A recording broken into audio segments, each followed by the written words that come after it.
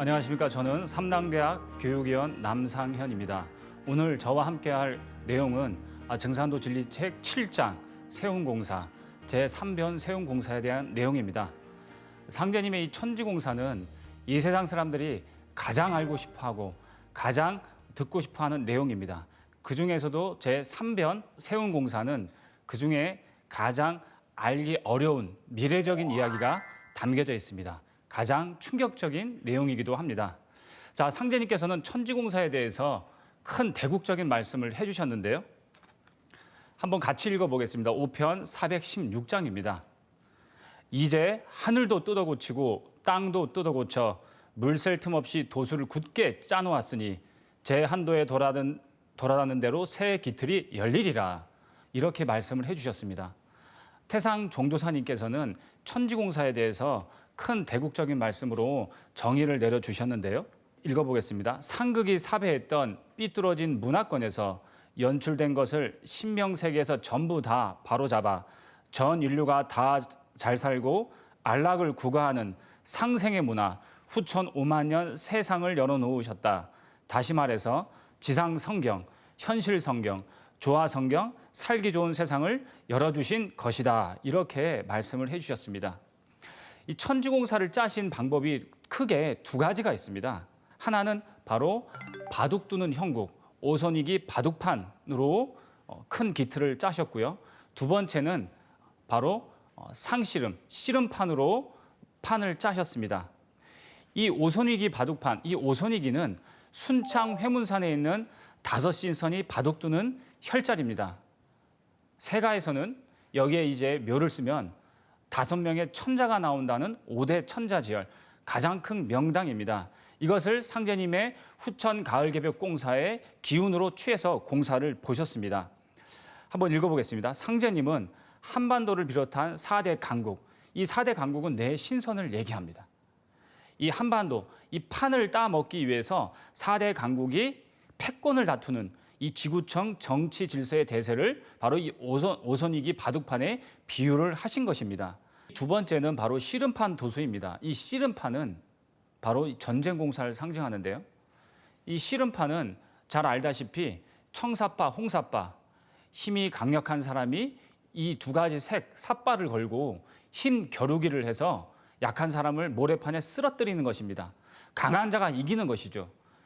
곧 전쟁을 상징을 합니다. 그래서 상제님께서는 5편 7장에 이 현아 대세를, 이 앞으로 나가는 지구촌 대질서를 씨름판에 비유를 하신 것입니다. 한번 같이 5편 7장 말씀을 읽어보겠습니다. 하루는 상제님께서 말씀하시기를 현아 대세가 씨름판과 같으니 애기판과 총각판이 지난 뒤에 상씨름으로 판을 마치리라 하셨습니다. 자, 그래서 애기들이 씨름하는 형국, 총각들이 씨름하는 형국, 그리고 천지에서 가장 큰 힘이 센 사람 두 사람이 겨루는 이 상씨름으로 이 천지 대세를 말씀을 해 주시고 계신 것입니다. 자, 그런데 이 씨름판 때를 어디에 두냐? 대결 구도를 어디에 두냐? 그것이 바로 우리가 지금 살고 있는 이 한반도, 이 한반도에서 씨름판을 대한다고 말씀을 해주셨습니다. 만국재판소를 조선에 두더니 씨름판에 속아 나오면 판을 걷게 되리라. 자, 이런 대국적인 말씀 두 가지를 기억을 해두면서 이 진리책을 읽어주시면 되겠습니다. 한번 이 상씨름의 정의에 대해서 알아보겠습니다. 이 상씨름이라는 것은 우리가 상정 안에서도 배웠듯이 이 상이란 무엇이냐? 윗상자, 가장 크다, 더 이상이 없는, 최고의, 이런 뜻이 바로 상에 담겨져 있는 뜻입니다. 자, 그래서 이 상씨름은 상투를 튼 상투쟁이끼리 벌이는 가장 큰 씨름, 더 이상이 없는 가장 강력한 씨름이라는 뜻으로 선천의 마지막 힘겨루기를 얘기를 합니다. 정의를 합니다. 자, 그래서 선촌 5만 년 인류사에 누적되어 온 상극의 요소를 완전히 제거하는, 즉 모든 전쟁을 종결하는 선천 최후의 전쟁이 바로 상씨름인 것입니다. 그래서 다른 말로 이 상씨름을 천지전쟁이다. 가장 큰 카테고리인 이 삼라 만상이 다 들어가 있는 하늘과 땅, 천지전쟁을 상징을 하는 것입니다. 자, 그래서 이 상씨름에 대한 이 정의, 뜻을 제대로 알고 저희가 이 첫 번째 이 주제 챕터로 넘어가겠습니다. 이 상씨름에 대한 내용을 알기 위해서는 바로 상제님의 이 남조선 도수에 대해서 알아봐야 됩니다. 자, 이 남조선 도수는 바로 38선 공사하고 연결이 되어 있는데요. 자, 그러면은 이 한반도는 어떤 위치에 있는가라는 것을 우리가 제대로 알고 인식을 하는 것이 너무나 중요합니다. 이 한반도는 지정학적으로 바로 대륙과 해양이 교차하는 지점에 있는 것입니다. 그러니까 대륙에 아주 강력한 나라가 나오면은 대륙의 힘으로 눌러버리고, 이 바닷가에 있는 해양의 이 세력들이, 국가가 가장 강력한 나라가 나오면 바다의 이 해양의 이 세력권으로 반도를 눌러버리는 그런 대륙 세력과 해양 세력이 교차하는 교차점, 요충지에 담겨져 있다. 그래서 이 한반도는, 이 대한민국은 역사적으로 나라가 강력할 때는 대륙으로 진출하고 해양으로 진출했지만, 역사의 이 뒤안길에선 이 국통맥, 9,000년 국통맥이 지내온 이 과정 속에서 나라의 국력이 약해지면서 바로 대륙 세력과 해양 세력에 지배당하게 되는 그러한 결과를 맞이하게 되었던 것입니다. 보시면 일본은 대륙으로 넘어가기 위해서 한반도가 꼭 필요했던 것입니다. 그래서 임진왜란이 있었던 그 당시에 또 명나라 입장에서는 바로 이 해양 세력을 저지하기 위한 요충지가 바로 한반도가 되었던 것입니다. 자, 그런데 일본은 대륙으로 넘어가기 위해서 명한테 비밀리에 요청을 하게 되죠. 대동강을 중심으로 나누자, 이런 얘기를 했던 것입니다. 이 명나라가 무너지고 청나라가 들어와서도 일본은 바로 이 청나라한테 한반도를 공동으로 점령을 하자, 이렇게 제안을 주기적으로 해왔던 것입니다.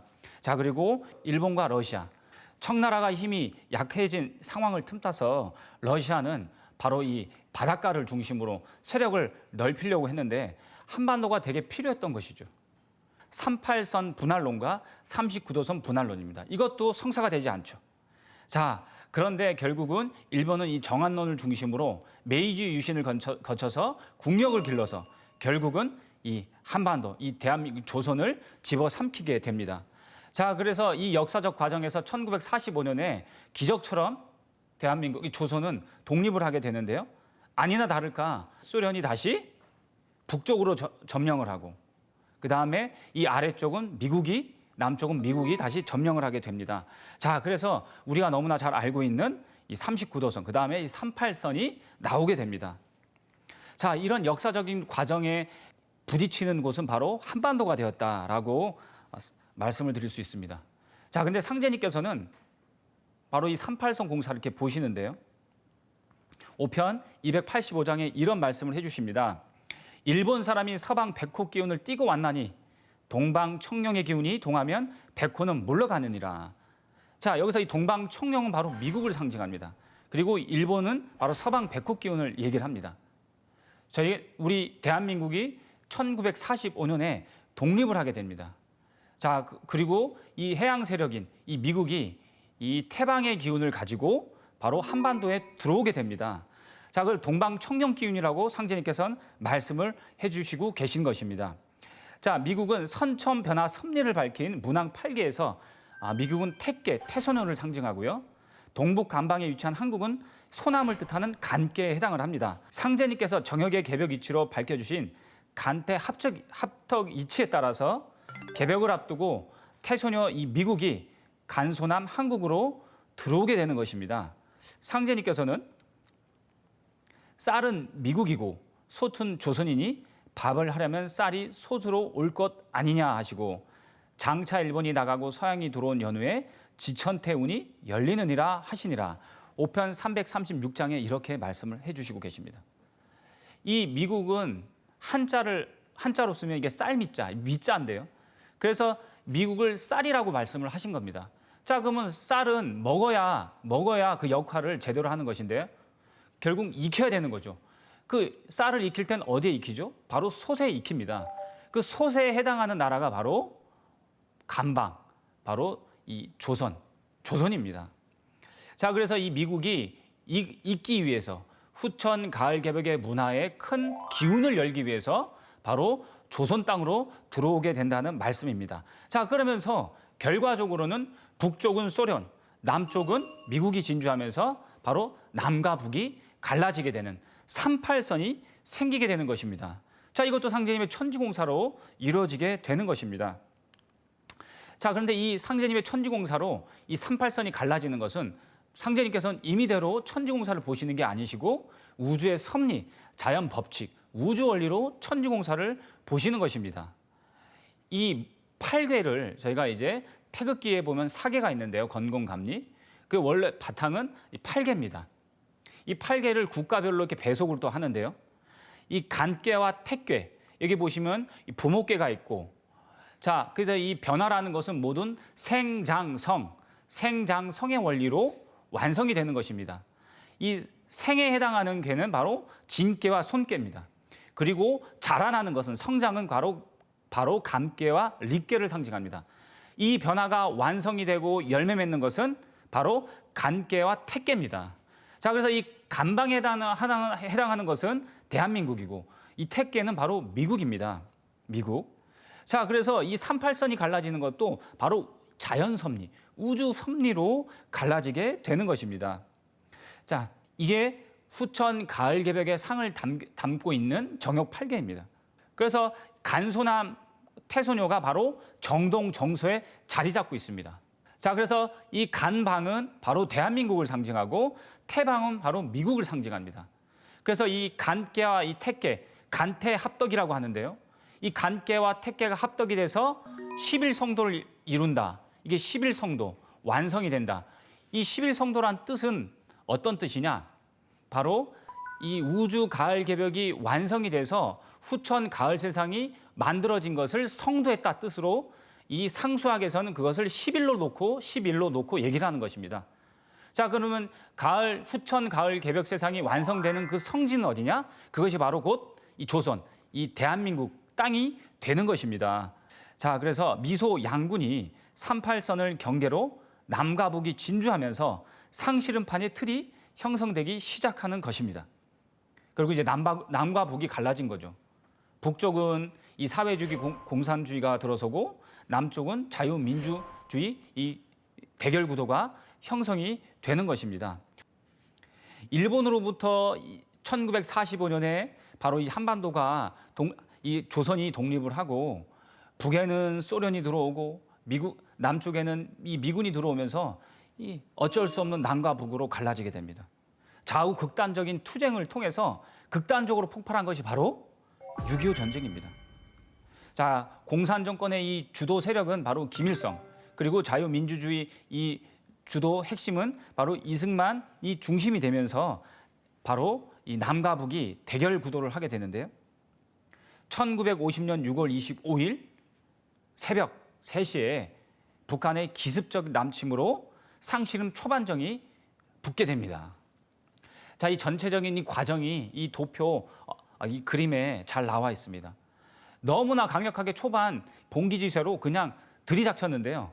그러니까 너무 강력하게 밀어붙여갖고 초반에는 몇 달 안에 다 뺏길 뻔한 거예요, 우리나라가.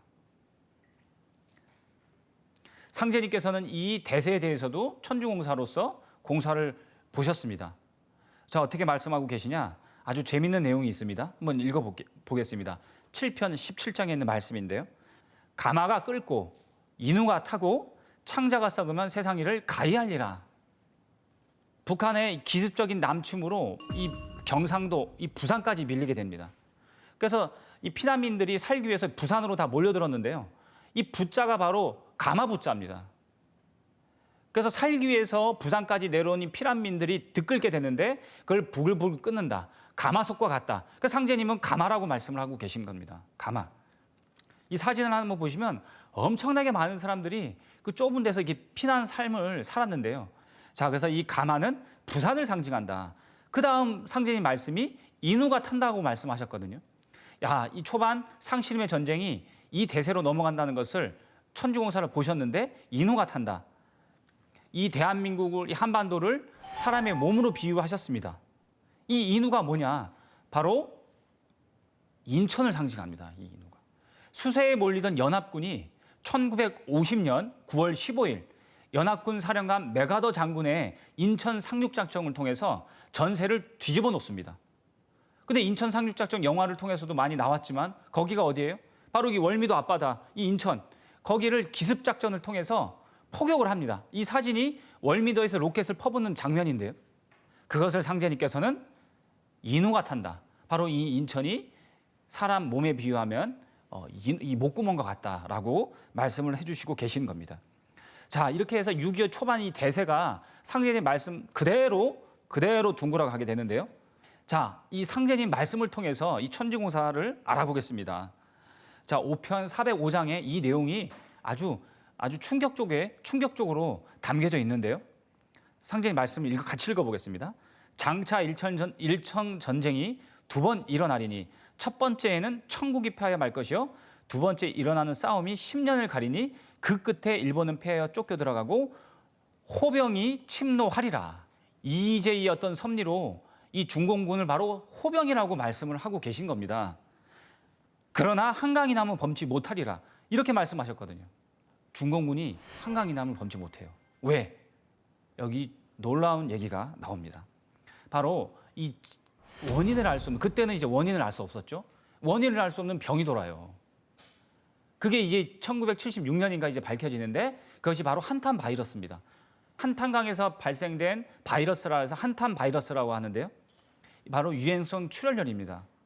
이게 이제 들쥐에 의해서 발병이 되는 건데 그 당시의 중공군뿐만 아니라 유행군도 너무 많은 사람들이 이 한탄 바이러스에 의해서 죽었어요. 그러니까 한강이 나면 넘지 못한 거예요. 상제님 천지공사 그대로 그렇게 된 겁니다. 그대로. 자, 여기서 우리가 가장 잘 알아둬야 되는 이 역사의 대세가 있습니다. 바로 전쟁은 혼자 터지지 않는다. 전쟁과 질병은 같이 온다.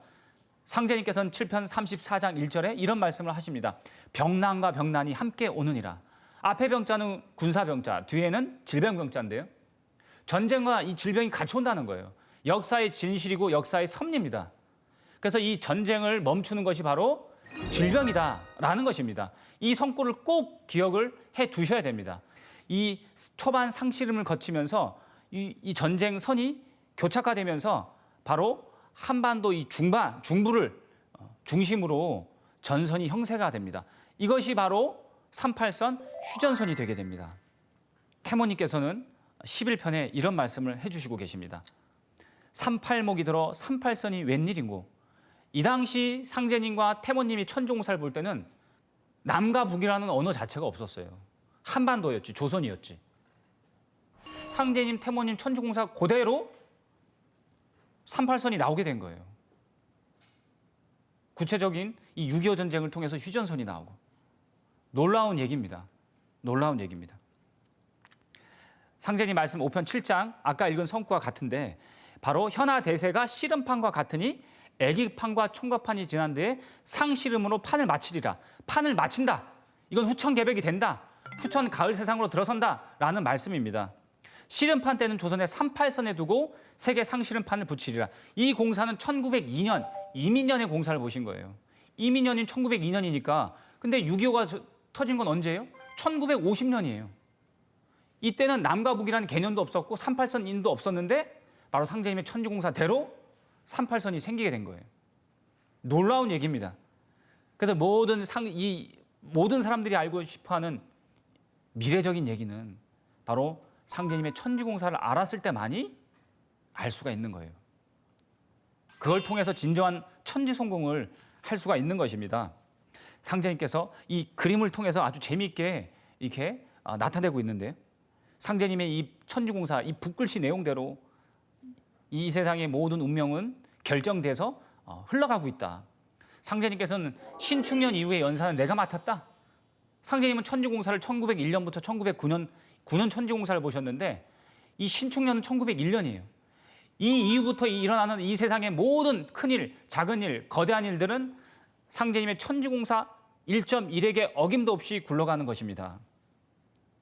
자, 그래서 6.25 이 전쟁을 통해서 바로 이 태극기의 물결처럼 이 한반도에는 38선이 생기게 된 것입니다. 38선의 이 의미는 어떠한 뜻을 내포하고 있느냐. 이 38도선은 태극 모양으로 생겼습니다. 자, 그래서 상씨름 대전을 통해 바로 후천 가을 개벽을 맞이하면서 이것이 38선인 이 태극선이 후천 무국운동으로 통일하게 된다는 것을 상징을 하고 있습니다. 무국운동이 되는 거예요. 38선이 없어진다는 거예요. 통일된다는 거예요. 다른 말로 이 세계가 통일된다는 거예요. 남북한을 중심으로. 자, 그래서 이 남북 상씨름은 동서 상씨름이고 선천 상씨름이다. 무슨 얘기냐? 선천의 이 원한 맺힌 상극 역사를 종결짓는 최후의 전쟁이다라고 하는 것입니다. 자, 그래서 이 세계의 뭐 아주 유수의 학자들도 자기 깨달음의 한 소식을 얘기하고 있어요. 다 근데 그게 상제님 천지공사 안에 있는 내용들입니다. 이 증오의 세계를 쓴 니얼 퍼거슨은 뭐라고 했냐? 이 20세기 전쟁사를 다 정리해보면 어디로 귀결되어지냐? 그것이 남북한으로 귀결되어진다는 것이에요.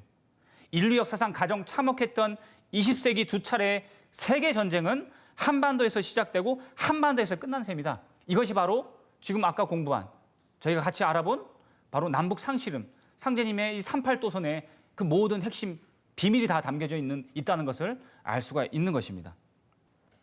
자, 그래서 이 상씨름이 던져주는 그 의미는 무엇이냐? 이 국제 정치 질서의 그 핵심은 무엇이냐? 바로 이 상씨름은 마지막 오선위기다. 대한민국을 중심으로, 남북한을 중심으로 한 미국과 중국과 러시아와 일본이 북핵을 하기 위해서 육자회담을 열었습니다. 상제님의 오선위기 공사가 바로 육자회담으로 펼쳐진 것입니다. 북한과 러시아와 중국이 한편이 되고 남한과 일본과 미국이 한편이 돼서 마지막 최후의 힘 대결을 한다. 육자회담의 막이 본격적으로 올라간 것입니다. 자, 그러면 상제님께서는 바로 천지공사 이 대세 속에서 그 육자회담을 펼치는 그 4대 강국들은 무엇이냐? 상제님은 5편 7장에서는 훈수꾼들이라고 말씀하셨죠. 그러면서 상제님께서는 또 이 4대 강국을 한반도, 이 조선을 도와주는 머슴이라고 표현을 하신 거예요. 머슴으로서 천지공사를 보신 겁니다. 그래서 5편 22장에 이렇게 말씀을 하고 계십니다. 하루는 상제님께서 말씀하시기를 일본은 깔땀살이 머슴이요. 깔땀살이라는 말씀을 하신 거예요. 머슴이다. 미국은 중머슴이요. 중국은 상머슴이니라. 깔땀살이가 들어가면 중머슴이 나와서 일하고 중머슴이 들어가면 상머슴이 나오리라 하시니라. 이렇게 말씀을 해주고 계신 겁니다. 머슴은 뭐예요? 주인 아래에서 죽도록 일을 하는 거예요. 봉사하고. 후천 가을 개벽을 맞이하는 이 100년 천지의 이 시간대 속에서는 대세적으로는 남한과 북한, 이 한반도를 뒤흔드는 주체가 아닌 결국 머슴의 역할을 하기 위해서 4대 강국은 있는 것이다. 주인의식으로 들여다봐야 되겠다. 이렇게 생각을 할 수가 있겠습니다. 깔땀살이 머슴은 일본을 상징을 합니다. 1, 2변 이 세운공사 때 바로 서양 제국주의를 몰아내는 역할을 바로 상제님께서 일본에게 맡기신 겁니다. 자, 그러면 중머슴은 바로 미국을 얘기하는 것입니다. 자, 그래서 총각판이 마무리될 때 2차 세계대전이 마무리되는 과정 속에서 바로 상씨름판을 형성을 시키고 시장 경제 체계, 그 다음에 남한 경제 발전과 민주주의 기틀을 마련하는데 바로 미국이 힘을 쓰게 됩니다. 자, 그리고 이제 마지막 최후 전쟁인 이 상씨름판에서는 큰 역할을 하는 머슴이 있다. 그게 누구냐? 바로 중국입니다. 중국. 이 중국은 바로 지금 미국과 패권 전쟁을 다투고 있습니다. 너무 많은 매스컴을 통해서 저희가 그 소식을 받고 있잖아요. 이젠 미국을 제끼려고 하는 거예요. 상제님께서는 상머슴이다. 가장 큰 머슴이다. 북한을 도와서 상씨름판을 여는 일을 하면서 세계 패권을 바로 이 동북아 쪽으로 몰고 오는 바로 상씨름판에서 크게 역사하게 한 그 상머슴을 바로 중국이라고 얘기를 하고 있습니다. 자, 그래서 이 러시아도 큰 역할을 하는데요. 사회주의 확산과 상씨름판, 제국주의를 몰아내는 역할로서 이 러시아도 큰 역할을 하게 됩니다. 자, 그래서 상제님은 이 내신선, 바둑두는 이 내신선 4대 강국을 머슴, 이 깔땀살이, 중머슴, 상머슴으로서도 말씀을 해주시고 계십니다. 자, 그러면 이제 상씨름판의 절정으로 향해 가는데 이 상씨름판의 공사의 핵심이 있습니다. 그것이 바로 남조선 배도수입니다. 상제님께서 말씀하신 남조선 배는 구원의 배입니다. 이 선천과 후천이라는 것은 시공간이 단절되어 있습니다. 상제님이 이 무국대도를 통해서 화생토 토생금의 원리로 후천 세계를 넘어가는데 실제 역사 속에서 바로 그 상제님의 화생토 토생금하는 상징의 이 모델을 상제님께서는 구원의 배, 바로 남조선 배도수로 공사를 보고 계신 겁니다. 자, 그래서 3편 183장에는 이 길은 남조선 백길이다. 짐을 채워야 떠나리라 이런 말씀을 하셨습니다. 이 일은 남조선 배질이라 혈식 천추 도독군자의 신명이 배질을 하고 전명숙이 도사공이 되었다. 6편 83장. 6편 60장에는 시속에 남조선 사람이라 이르나니 이는 남은 조선 사람이란 말이라. 동서 각 교파에 빼앗기고 남은 못난 사람에게 기운이 있음을 말하느니라 이렇게 말씀하고 계십니다. 남조선이란 바로 간도수가 펼쳐지는 간방 땅, 바로 남쪽 대한민국을 상징합니다. 조선의 남쪽 땅을 말하고 남조선 사람이란 동서 종교 기타 이념에 찌들지 않은 순수한 사람, 그리고 여기에는 내적으로 성스러운 사람이라는 뜻도 담겨져 있습니다. 그러니까 새 역사를 여는 이 미륵부처님이신 증산상제님의 천지 대업을 이루는 그 사람들은 무엇이냐? 그 구원의 주체는 누구냐? 모든 선천 문화를 극복하고 찌들지 않는 순수한 사람, 순연한 사람, 바로 후천 가을 문명을 여는 그 사람이 바로 남조선 사람이다. 그곳이 곧 어디냐? 바로 간도수인 대한민국이 상징을 합니다. 그래서 남조선 도수는 이렇게 세 가지로 정리해 볼 수가 있겠습니다. 바로 상제인 천지 대업이 이루어지는 주체가 되어서 바로 인류 구원의 과업을 남조선 배도수로 정해 놓으신 거고, 그 다음에 남조선 배는 상제님의 천지 도수를 따라 숱한 난관을 뚫고 항해해 나가는 구원의 도덕선이다. 그리고 지구촌 인류 생사를 판단하고 새 우주 문명을 건설하는 바로 핵심 메시지가 바로 남조선 도수에 담겨져 있습니다. 자, 그래서 상제님께서는 이렇게 말씀을 해주시고 계세요. 세계 대운이 조선으로 몰아들어오니 만에 하나라도 때를 놓치지 말라. 자, 그래서 우리나라 문명을 세계에서 배워가리라. 자, 그런데 이런 말씀도 해주시고 계십니다. 이 세계의 지금 1등 국가는 단연 미국이라고 얘기를 하고, 아니면 어떤 사람은 중국이라고 얘기하는데, 상제님께서 뭐라 말씀하셨다? 바로 앞으로는 조선이 세계 1등국이 되리라. 이것이 바로 남조선 배도수에 의해서 이루어지는 현실입니다. 세계 1등국이 되리라. 조선과 미국의 운세가 서로 바뀌리라. 자, 그래서 이 남조선 배도수의 핵심을 우리는 잘 알아야 이 대세를, 큰 흐름을, 구원의 활방을 탈 수가 있는 것입니다. 그래서 상제님께서는 아주 직접적으로 말씀을 해주셨어요. 만국활계 남조선이요 청풍명을 금산사다. 만국을 살려낼 활방은 오직 남쪽 조선, 남조선에 담겨져 있다. 자, 그러면 이제 어떻게 이 상씨름이 매듭지어지냐?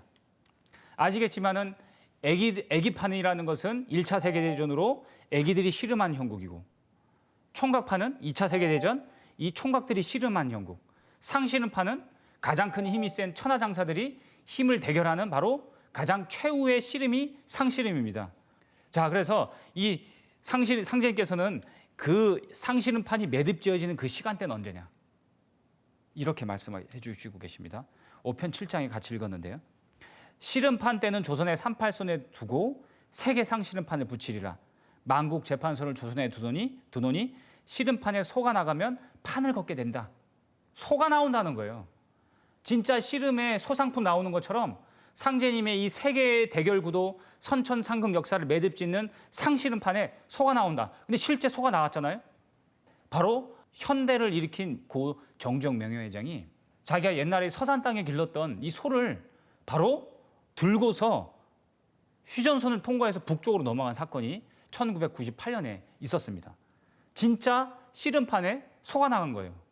이 뉴스를 보고 야, 정말 상제님의 천지공사가 이렇게 되게 충격적으로 이루어지는 것이구나라는 것을 알게 되었습니다. 자, 이렇게 해서 한 4번에 걸쳐서 1,600여 마리의 통일소가 넘어갔다. 이 소 이름도 통일소예요. 자, 그러면 이제 어떻게 했습니까? 소상품이 나왔으니까 바로 이제 야, 가을 개벽을 준비해라. 마지막 최후의 전쟁이 시작된다라는 상제님의 천지 사인이 떨어지게 된 것이죠. 후천 가을 개벽의 시간대가 다 왔다. 뭐가 나오면서? 소상품이 나오면서 이제 마지막 씨름을 한다. 이 천지 선언문이 선언이 된 것입니다. 자, 그래서 씨름판에 소가 나가면 상씨름판 마무리 단계로 들어간다. 그러한 의미가 담겨져 있고요.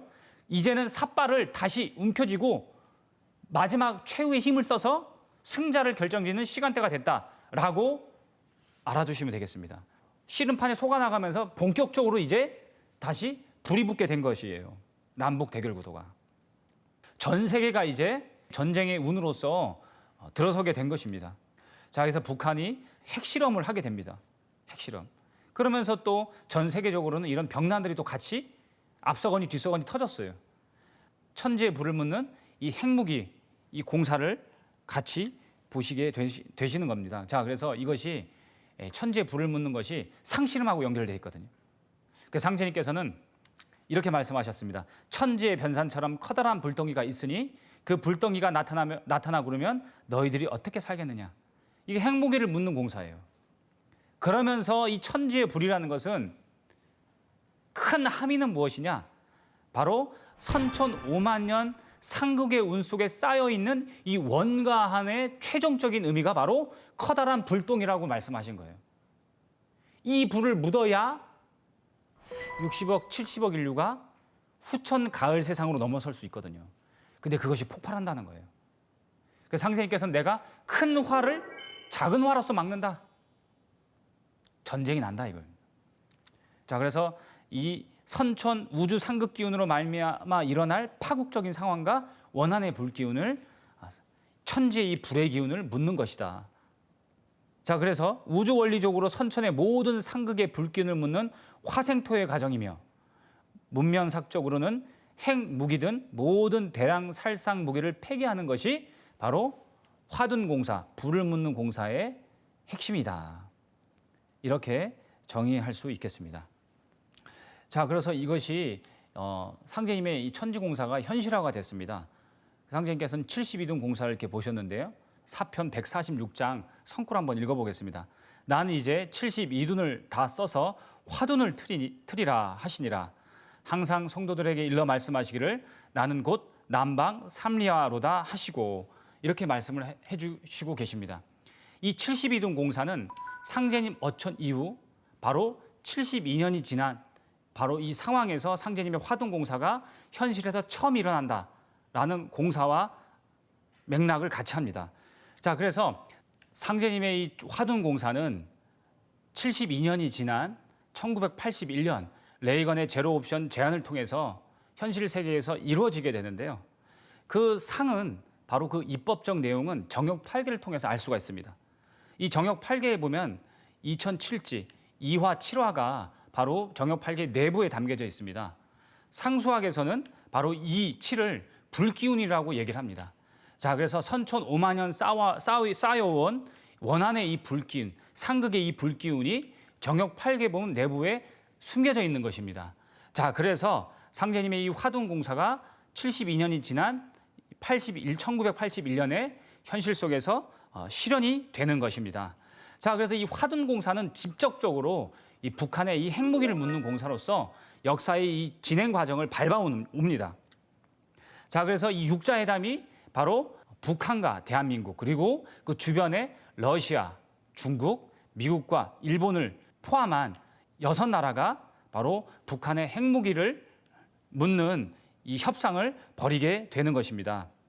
마지막에 이제 상실음이 넘어간다. 어떻게 바로 상제님의 이 상실음 천지공사가 매듭지어지는 것이냐. 그것은 곧 이 사마소 도수에 담겨져 있습니다. 바로 상제님께서는 이 상실음이 넘어간다 말씀을 해 주셨습니다. 선천상극 역사가 넘어간다라는 말씀입니다. 인류 최후의 이 대전쟁이 발생한다, 터진다라는 말씀입니다. 곧 남북한을 중심으로 터진다는 얘기입니다. 자, 세계 통일을 향한 마지막 결전이다. 이렇게 말씀을 드릴 수가 있습니다.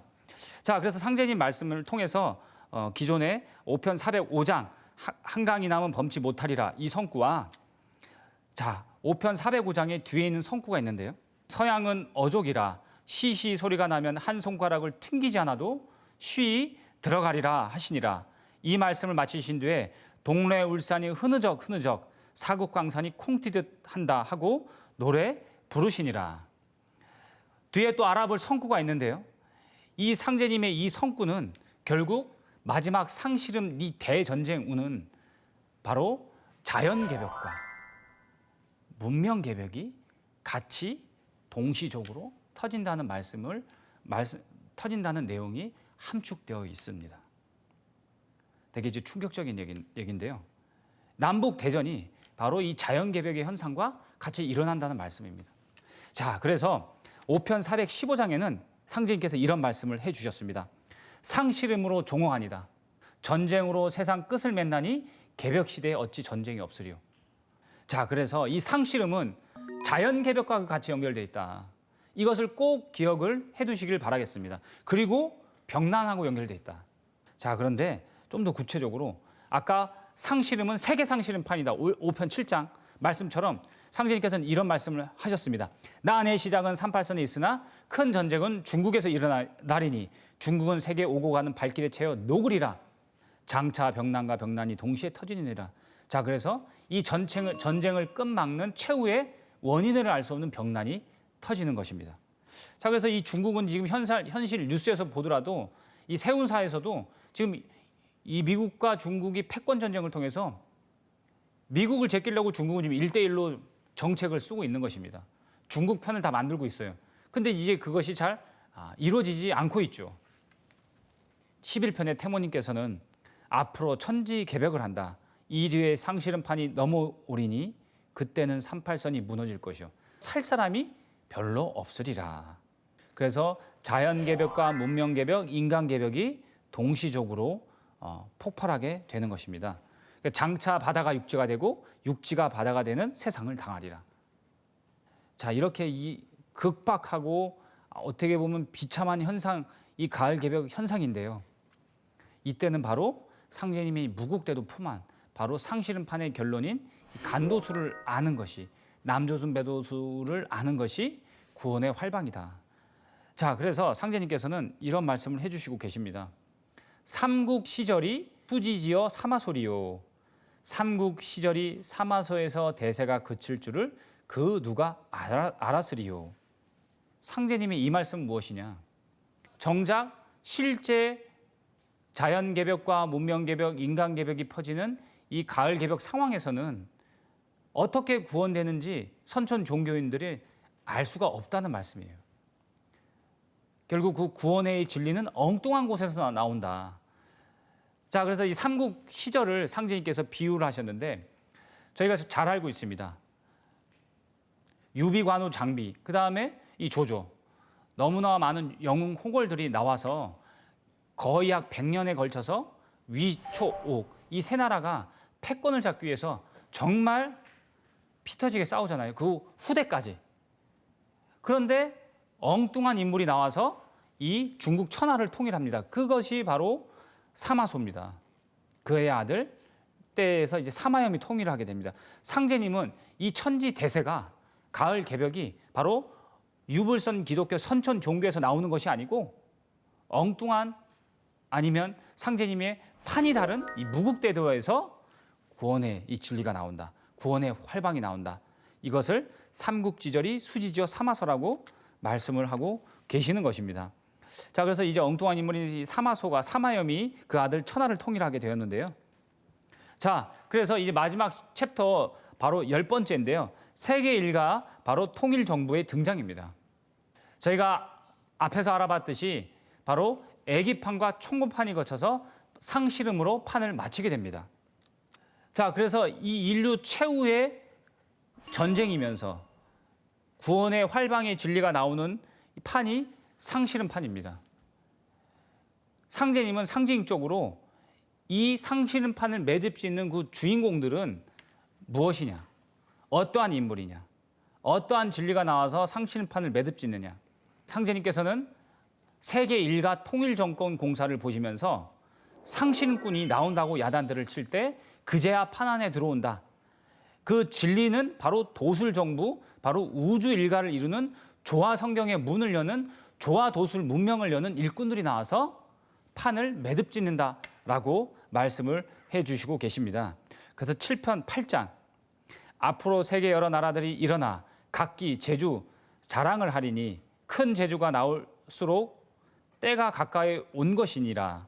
제주 자랑이 다 끝난 후엔 도술로 세상을 평정하리니 도술 정부가 수립되어 우주 일가를 이루리라. 선천은 기계 성경이요 후천은 조화 성경이니라. 이 선천 역사를 끌고 온 것은 바로 뭐냐? 어떤 기술, 돈, 패권이 있으면 선천 문화 속에서는 리더 역할을 한 것이에요. 그래서 이 세계 문명도 전쟁을 통해서 모든 문명이 쏟아져 나왔거든요. 그러나 상제님께서는 앞 세상은 뭐냐? 바로 도술 정부가 나온다. 세계가 하나가 되고 통일이 되는 그 통일 정권은 바로 이 한반도, 이 태전 땅에 들어서는데 그 정부는 상제님의 조화 문명권을 가지고 오는 그 일꾼들에 의해서 나온다는 것입니다. 그래서 그것을 조화 성경이다, 조화 문명이다 이렇게 말씀을 해주시고 계신 겁니다. 자, 그래서 앞으로 상제님 도문화를 여는 1만 2천의 이 주인공들은 상제님 무국대도를 제대로 닦아 조화 문명의 핵심 도술 문명을 여는 그 일꾼들 1만 2천 명을 얘기를 하고 있습니다. 그 성지가 바로 태전인 것입니다. 이로써 증산도 진리책 제7장 3변 세운공사에 대해서 알아보았습니다. 감사합니다.